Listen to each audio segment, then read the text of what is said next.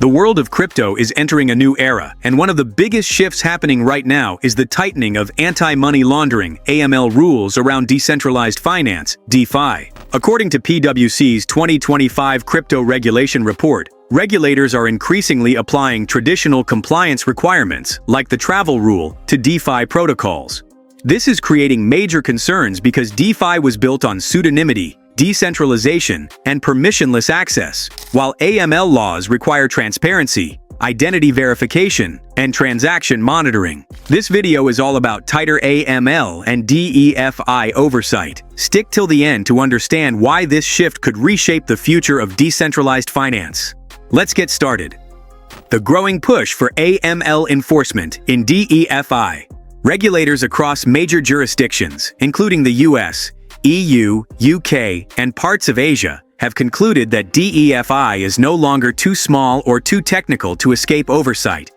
With billions flowing through decentralized exchanges, DEXs, liquidity pools, privacy mixers, and cross-chain bridges, AML enforcement is becoming a priority. PwC's 2025 report highlights that authorities now expect DeFi services to comply with the same AML standards as centralized exchanges. This means verifying users, monitoring suspicious transactions, and maintaining data trails, tasks that directly clash with DeFi's anonymous, code-driven architecture.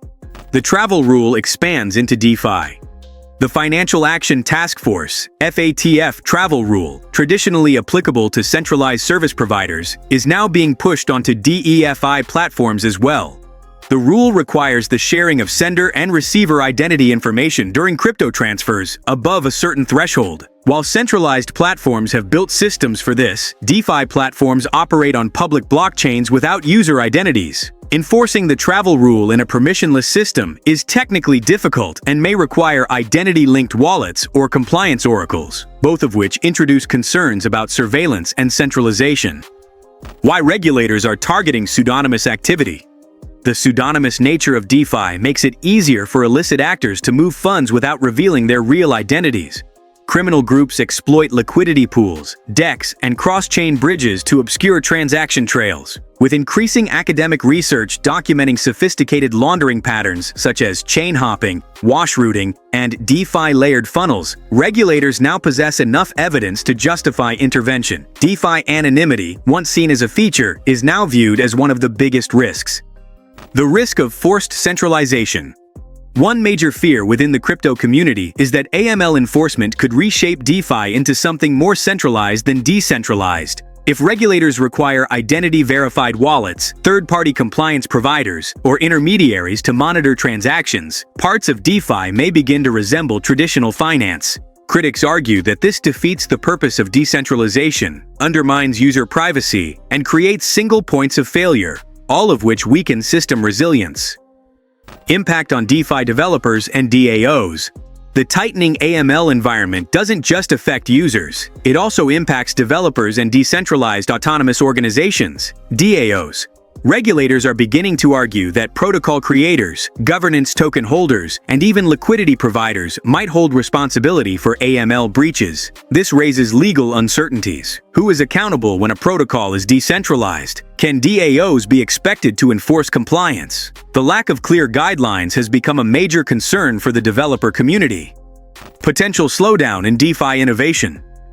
With more oversight comes slower experimentation. Many DeFi protocols are already delaying launches or modifying features to avoid regulatory risk. Early-stage teams may struggle to comply with technical and legal requirements, causing a potential innovation bottleneck. Critics worry that heavy regulation might push decentralized innovation away from open ecosystems and into private, permissioned environments, shifting the landscape away from global accessibility.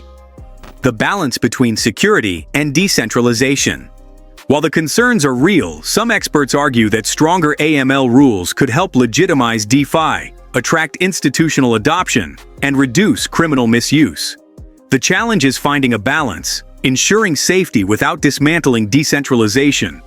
Zero-knowledge systems, self-sovereign identity tools, and automated on-chain compliance might offer middle-ground solutions. However, achieving this balance requires global coordination, which is still evolving.